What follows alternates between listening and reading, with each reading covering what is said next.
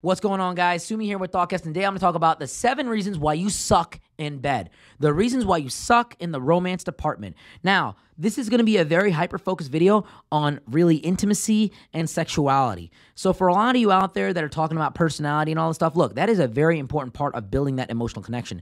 But I'm going to hyper-focus just on the sexuality in itself. If you're someone that can't retain a partner because you're not performing well enough, because you don't have the gusto to go hard in bed, or if you're a girl that can't retain a guy because your intimacy and your sexuality isn't there to really allure him and to make him crave you, this video right here is your guide, your Bible. Watch it over and over again because I'm going to be giving out a lot of good information in it. That being said, guys, I really appreciate you to subscribe to the YouTube channel and check out all the information down in the description if you ever want to connect with me. That being said, let's get right into it. Number one. Now, this is the biggest thing. I'm going to start off right here. I'm not going to save it for the end or, really drag you on. I really just want to give you this up front because this is probably the most difficult thing for people to really change about their lives, and a lot of people are doing this. The number one thing that you need to do to improve yourself in bed is to stop watching porn. Stop it completely. Porn is one of the worst things that you can do for your entire life. Guys, did you know that 25% of internet searchers are porn related, and the majority of people that watch porn are guys? This is a guy's problem, but this can also happen to women as well.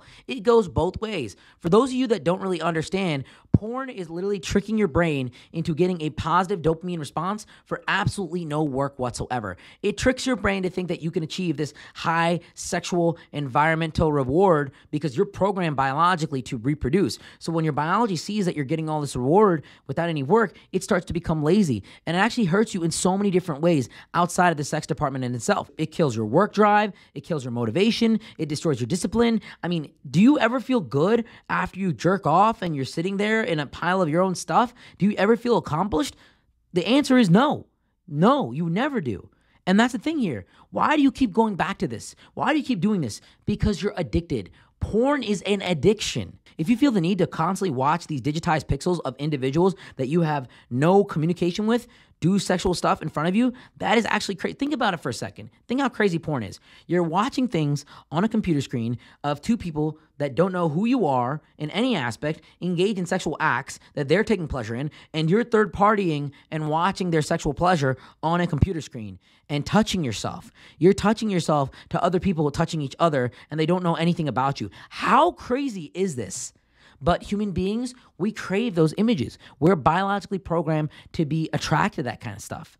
So here's my advice to you. If you guys want to stop watching porn, just avoid it. Just avoid it completely.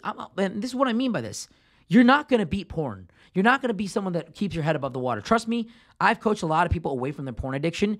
It doesn't work like that. A dumb person creates a problem, a smart person fixes it, and a wise one avoids it. You are biologically programmed to like porn. Porn sites already have you figured out. They know your recommendations. They know the videos that you watch. They know how much you watch this video and what categories you're into. They know what skin color you're into. They know what acts you're into. If you have a membership to a porn site, they got you down to a T. There are new porn videos that come out every single day, from amateur to professional. You are not going to win.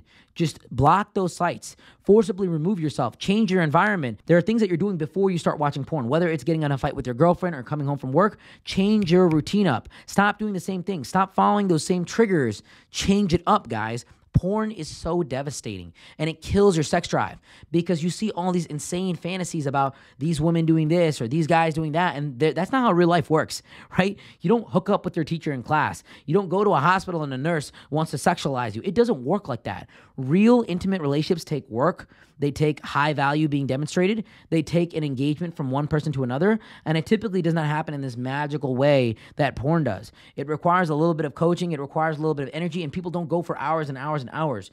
There's a lot of professionality when it comes to these scenes, guys. It's not realistic. So when you create this idea and this ideal of what it's going to be by watching these videos of these very, very attractive people, it's not realistic.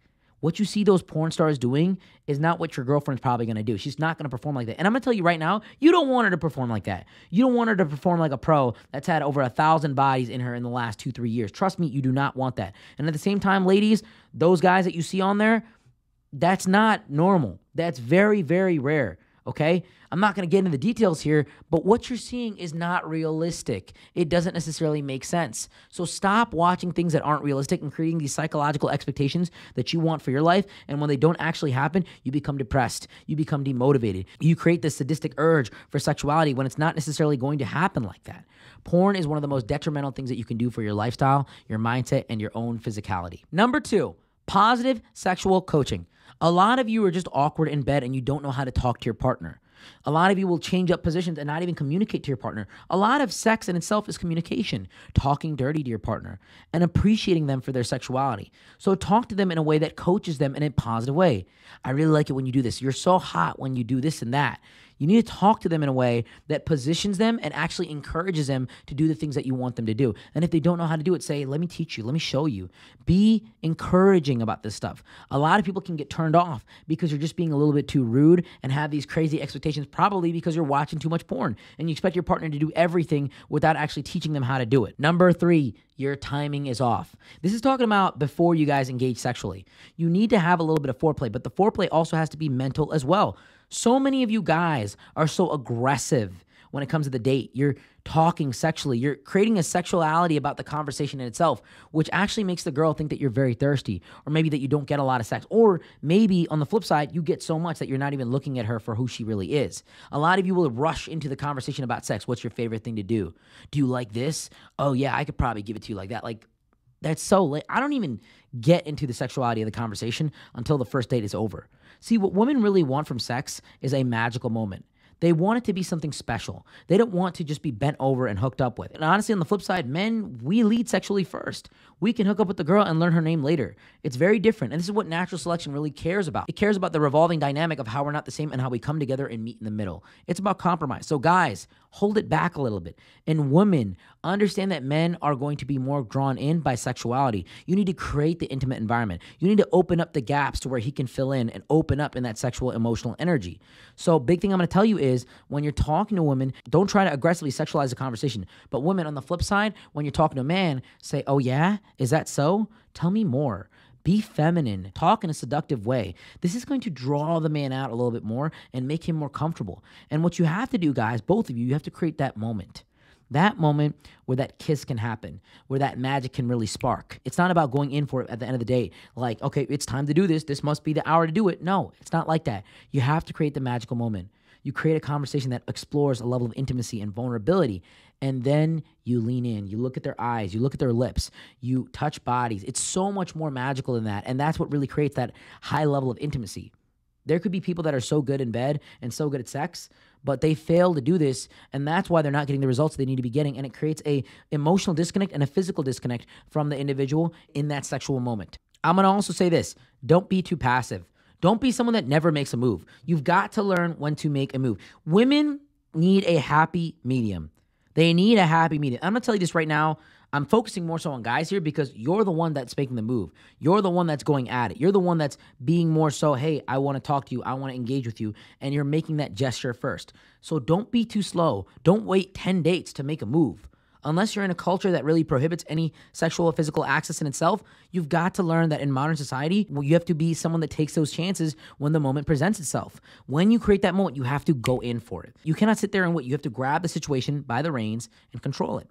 And women are waiting for you to do that. That's masculine energy to a T. Guys, I'm going to tell you that women like a guy that's experienced. Women like a guy that knows what he's doing in the bedroom and outside of the bedroom. Women like experience. And when you are too passive, you demonstrate a lack of experience, a lack of confidence, and often a perceived unattractiveness towards her. Number 4, physical health. Hate to say it, looks matter, especially in the sexual department. If you are not taking care of your health, how can you expect your partner to really fall in love with your body? A lot of you expect your partner to love your curves and love you the way that you are, but the reality is we're not programmed to do this. Men are biologically programmed to like women with smaller waists, larger breasts, and larger thighs. There are definitely outliers to this. What this actually shows in a biological mindset is that this woman is fertile for reproduction. Symmetry across the face demonstrates good health. You've got to understand that the reason that women like guys that are built and strong is because in a primitive hunter-gatherer society, men were expected to protect against any attacks and hunt and do all these things. So it demonstrates fitness and it demonstrates the ability to provide, protect, and secure. Nowadays, I don't need to be 6'8" to go grab something from the cupboard or to drive a car faster or to type faster on a keyboard. It doesn't necessarily help me in my day-to-day lifestyle. But women are still attracted to guys that are taller, stronger, more aggressively built, in shape, so on and so forth. And men, we all know we're attracted to women that are very curvy, that are in shape, that have a flat waist, that have a larger bust, so on and so forth. And for those of you that disagree with this, there's tons of data on it that you can go look up yourself, So at the end of the day, focus on becoming the best person that you can be by building yourself into the best physicality that you can possibly have. At the end of the day, guys, a healthy body leads to a healthy sex life. A healthy body leads to healthy hormonal displacement, which leads to more testosterone and estrogen in the respective departments, which actually allows your libido to be on pace to what it needs to be. Number 5, hygiene. Oh man, this is a big one. And I think so many people miss this. Guys and girls, it doesn't matter how good you look, how smooth of a talker you are, if your hygiene is not on point. If you're not smelling right, if your breath is just not what it needs to be, if you're not keeping yourself up down here and down there and, taking care of your beard and your lineup, people are not going to be attracted towards you. The biggest thing that turns me off in bed is smell. If I catch a whiff of an odor from you, then I'm instantly turned off. I'm someone that's very big on that, and a lot of people are as well. So one of the biggest things that I do is I always make sure that I'm smelling good. I got deodorant on, I got cologne on. I'm always smelling good. There's never a situation where you're gonna catch me smelling like a complete turd. But at the end of the day, some of you do. Some of you look wonderful, but the moment someone takes your clothes off, you smell like garbage. And I'm telling you this from experience, don't be someone that smells bad. It is going to kill the sexuality. Look, sex in itself is a very physical act. Make sure that your body's clean. Make sure you got deodorant on. Make sure that you're smelling good in your breath and, in your neck, your wrists, so on and so forth. And the big thing I'm gonna tell you is genital hygiene. You've got to make sure that that area down there is clean. If that's not clean, then it's a complete no-go. And one of the biggest things that I can say that kind of falls into hygiene but should be said in general is use protection with strangers. Don't be that person. Number six is to stay present and to stay attentive. Don't be someone that's on their phone during sex. Like, I've seen this so many times, and I see this a lot from guys where they're constantly trying to take videos and do this, that, and the third, and they're not in the moment. Make sure that the area that you're engaging in the sexual act is private. Make sure that you're not on your cell phone. Make sure that you're playing some soft music. You're creating a comfortable environment, and make sure that you're focused on your partner. Lock in with them. This is about you and them, and maybe if there's other people involved, about all of you together. I don't know what sexual environments that you might be in, but make sure that you're locked into the environment, because the number one thing that's unattractive is being in a sexual engagement with someone that's just not interested, that's not present, that's not talking to you, that has their mind somewhere else. And honestly, stress management is super important for your performance in the bedroom. If you're not managing your stress in a proper way, you could be really hurting your performance as a man, as a woman, because your mind will be somewhere else and you won't be present and attentive. And I've seen this happen so many times with different couples and different groups where they feel like their partner isn't there. They feel like they're thinking about something else. They think they're thinking about someone else. And this can be very, very detrimental and devastating to the relationship and the sexuality of the engagement in itself. Last but not least, your diet. Okay.